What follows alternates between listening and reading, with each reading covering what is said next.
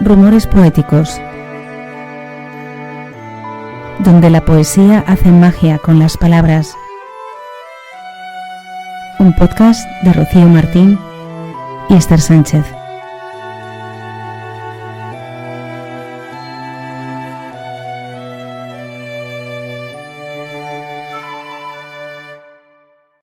Fueron poetas en bandos opuestos, en una guerra civil que sangró la España de los años 30. El primero se consideró un poeta obsoleto, y sin embargo, sus versos nunca pasan de moda, ni en su momento ni ahora. Es conocido como el poeta de Castilla, el poeta de los campos o el poeta más querido de España, Antonio Machado. El segundo, oscurecido por su hermano pequeño y por el desprecio de críticos y poetas posteriores que lo consideraron un traidor a la causa republicana, combina el gusto por las formas populares y el folclore andaluz, aunque con una concepción más pesimista, Manuel Machado. Y también hay un tercer Machado que creció humana y literariamente a la sombra de los anteriores, Francisco Machado. Hoy en Rumores Poéticos hablamos de los hermanos Machado. Mi infancia son recuerdos de un patio de Sevilla y un huerto claro donde madura el limonero. Mi juventud, 20 años en tierras de Castilla, mi historia, algunos casos que recordar no quiero.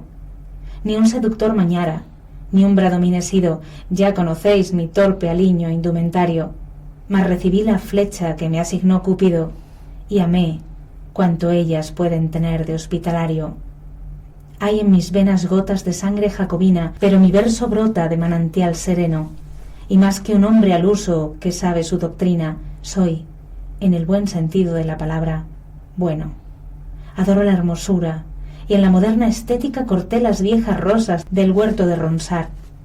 Mas no amo los afeites de la actual cosmética, ni soy un ave de esas del nuevo gaitrinar. Desdeño las romanzas de los tenores huecos y el coro de los grillos que cantan a la luna. A distinguirme paro las voces de los ecos y escucho solamente, entre las voces, una.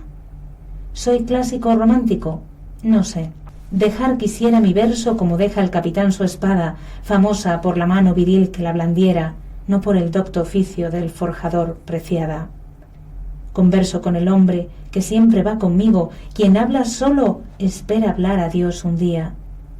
Mi soliloquio es plática con ese buen amigo que me enseñó el secreto de la filantropía. Y al cabo, nada os debo, debéisme cuanto he escrito. A mi trabajo acudo, con mi dinero pago, el traje que me cubre y la mansión que habito, el pan que me alimenta y el lecho donde llago. Y cuando llegue el día del último viaje, y esté al partir la nave que nunca ha de tornar, me encontraréis a bordo, ligero de equipaje, casi desnudo, como los hijos de la mar. Los hermanos Machado fueron 7. Rafael y la Benjamina de la familia, Cipriana, murieron pronto. Luego vendría Francisco, del que hablaremos más tarde, Joaquín y José, el primero periodista y el segundo pintor. Ambos emigraron a Chile y allí murieron. A estos le seguía Antonio y, por último, el más mayor, Manuel.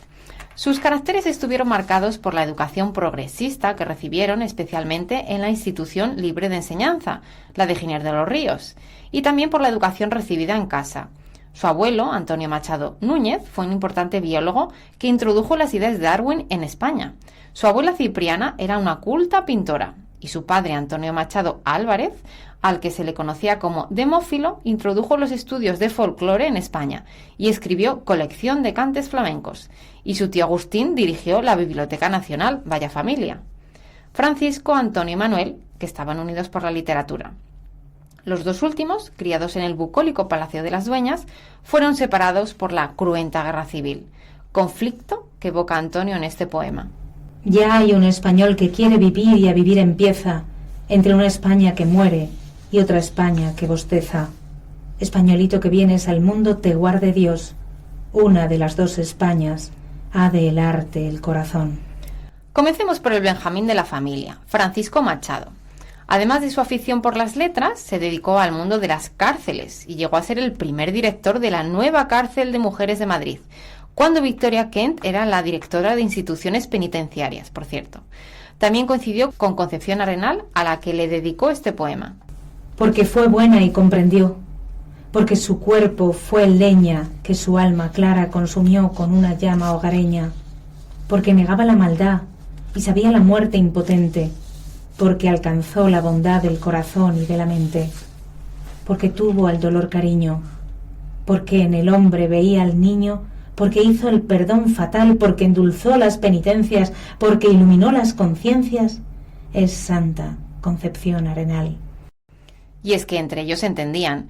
Concepción Arenal, que fundó La Voz de la Caridad, un periódico que denunció los abusos en las cárceles y hospicios de aquel entonces, decía de él que odiaba el delito y compadecía al delincuente. Fácil no tenía que ser, y menos después de la guerra, cuando lo trajo su hermano Manuel de vuelta, y tuvo que ser degradado a cargos burocráticos hasta el final de sus días.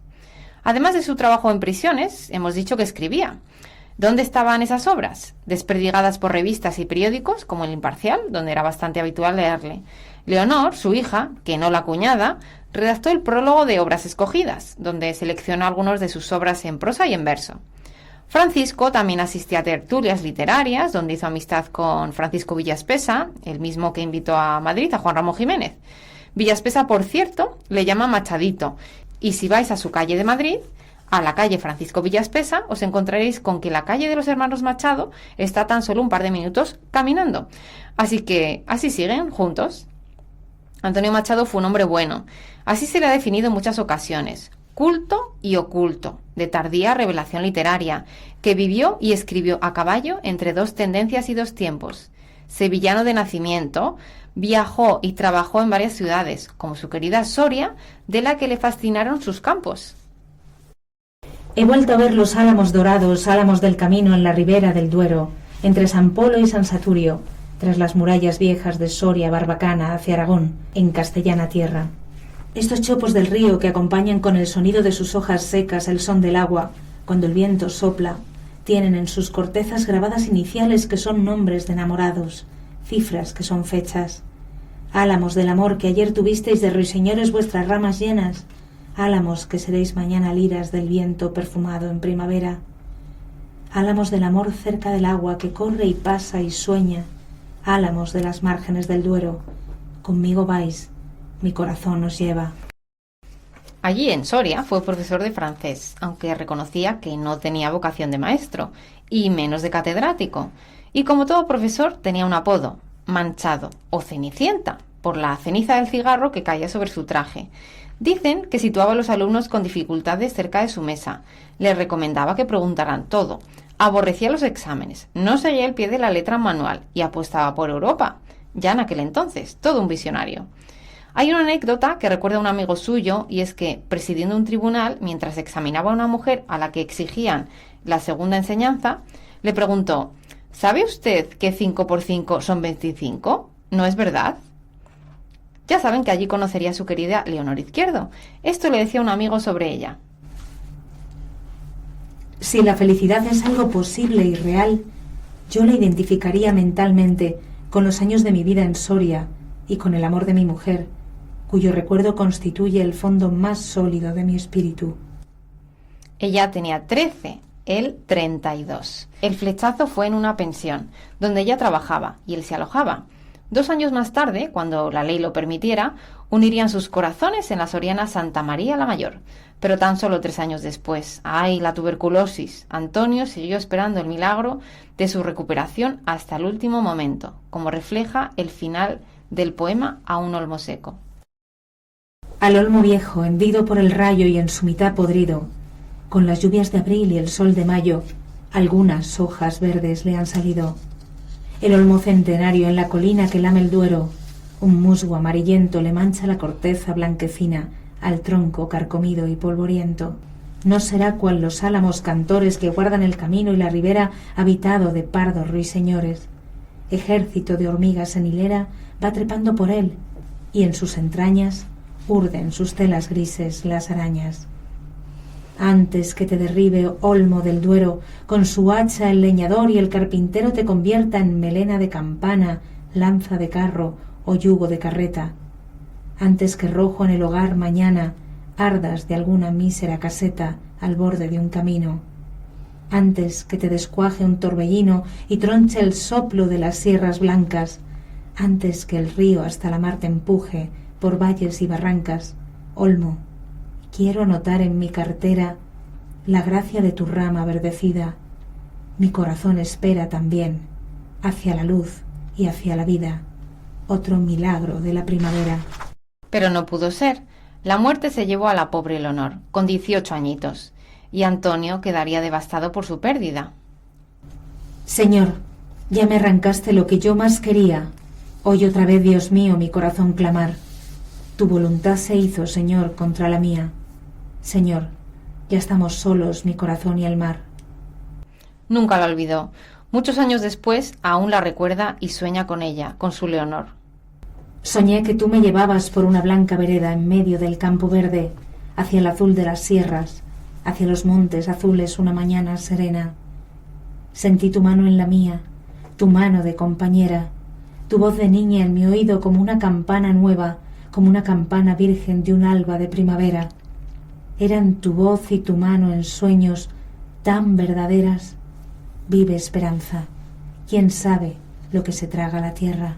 También allí en Soria escribiría poemas que no fueron considerados como material suficiente por el editor en su momento. Esos poemas iban a ser Tierras de España, pero Antonio decidió cambiarlo a Campos de Castilla.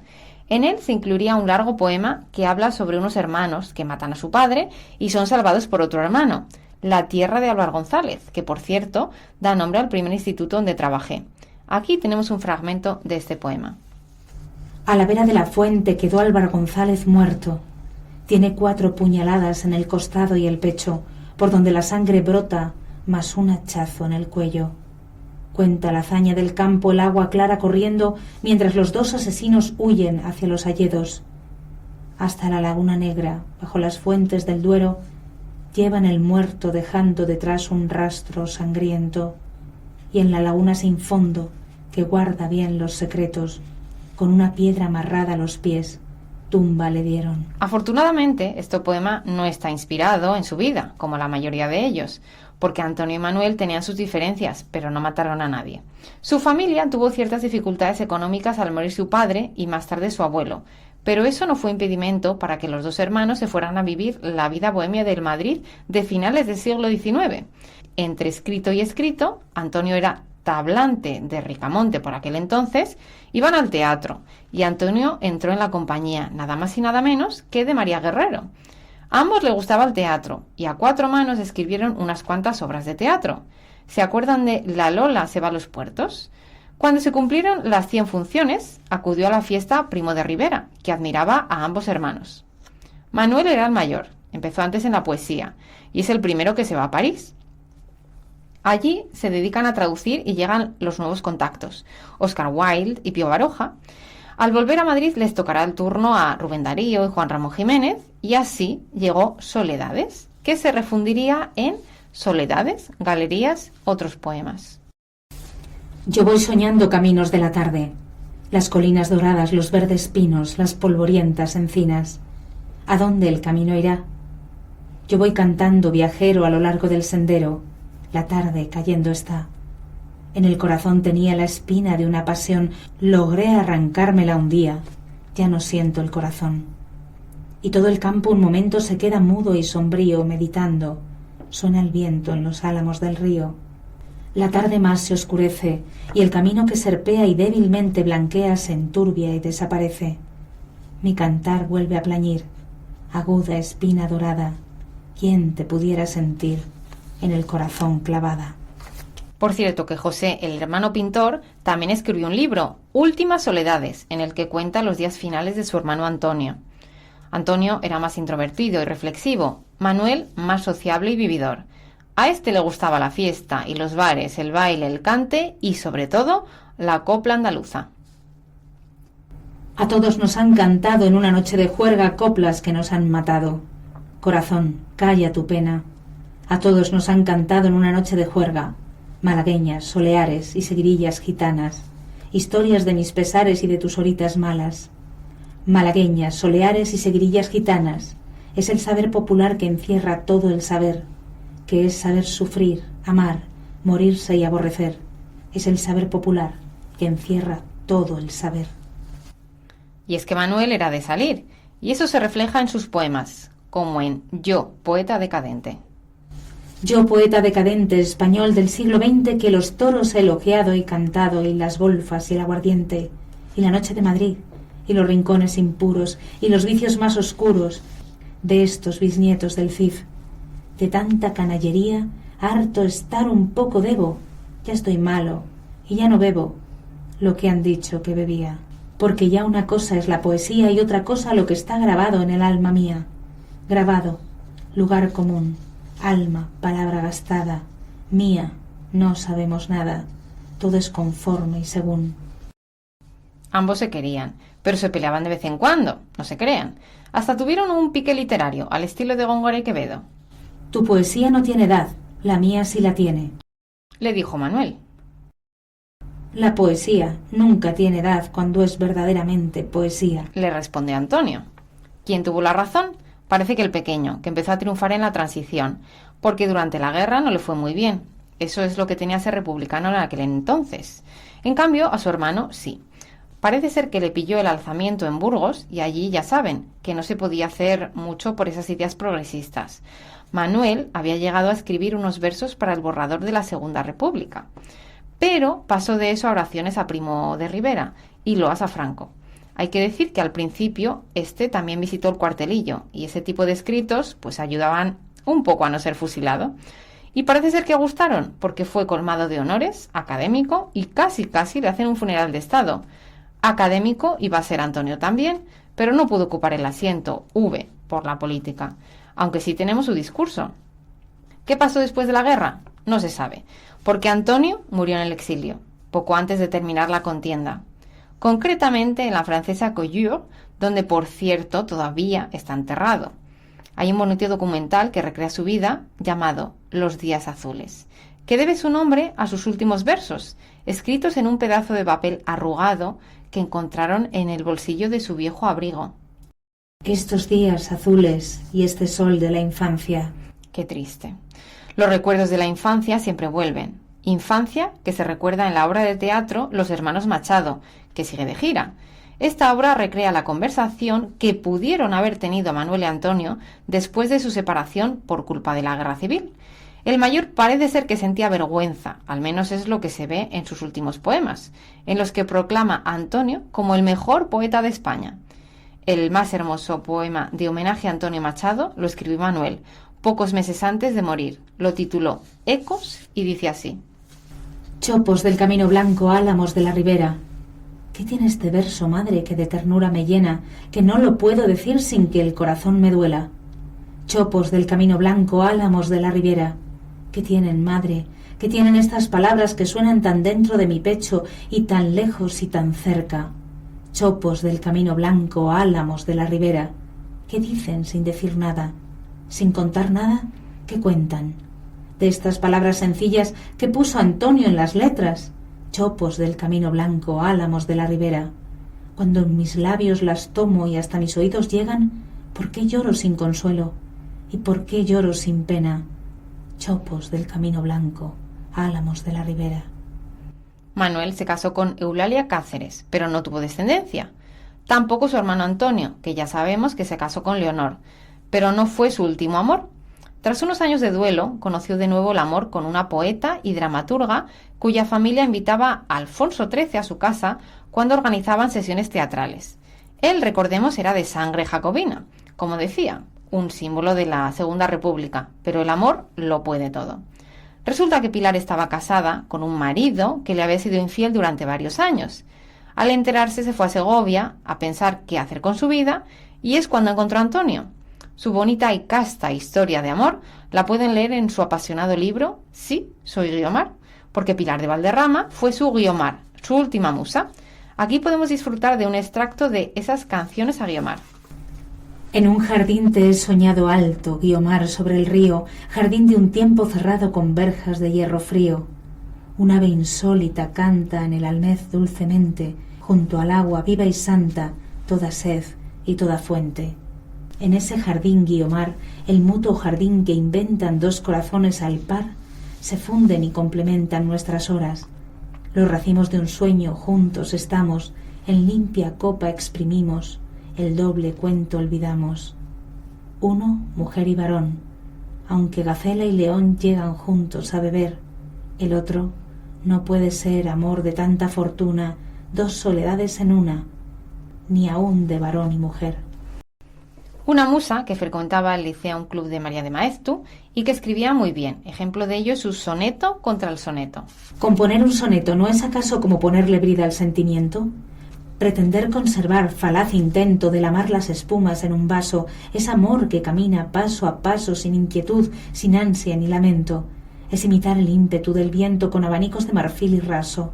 El soneto, ese mundo de artificio, es vestir a la musa de cilicio, es argolla que ahoga la canción, es convertir el arte en simple oficio, es no dejarle al vuelo algún resquicio, es ponerle candado al corazón.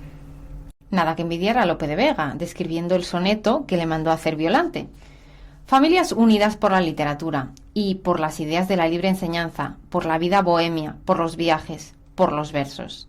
Hermanos separados por la guerra, por pertenecer a bandos ideológicamente opuestos, por defender sus ideales y por la propia supervivencia.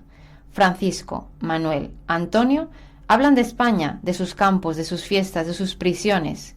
En sus poemas reviven sus olvidos, como los llamaba Juan Ramón Jiménez a los recuerdos. Y hoy nos despedimos con este poema que sin querer resume la aventura de sus vidas. Todo pasa y todo queda, pero lo nuestro es pasar, pasar haciendo caminos, caminos sobre el mar. Nunca perseguí la gloria ni dejar en la memoria de los hombres mi canción. Yo amo los mundos sutiles, ingrávidos y gentiles, como pompas de jabón. Me gusta verlos pintarse de sol y grana, volar bajo el cielo azul, temblar súbitamente y quebrarse. Nunca perseguí la gloria. Caminante, son tus huellas el camino y nada más. Caminante, no hay camino, se hace camino al andar. Al andar se hace camino y al volver la vista atrás se ve la senda que nunca se ha de volver a pisar. Caminante, no hay camino sino estelas en la mar. Hace algún tiempo en ese lugar donde hoy los bosques se visten de espinos, se oyó la voz de un poeta gritar: caminante, no hay camino, se hace camino al andar. Golpe a golpe, verso a verso, murió el poeta lejos del hogar, le cubre el polvo de un país vecino. Al alejarse le vieron llorar: caminante, no hay camino, se hace camino al andar. Golpe a golpe, verso a verso, cuando el jilguero no puede cantar, cuando el poeta es un peregrino, cuando de nada os sirve rezar, caminante, no hay camino, se hace camino al andar. Golpe a golpe, verso a verso. Gracias por escucharnos y hasta el próximo capítulo. Rumores poéticos, donde la poesía hace magia con las palabras. Un podcast de Rocío Martín y Esther Sánchez. Diseño gráfico, Alexia Rodríguez. Música original de Claudia Martínez Lozano.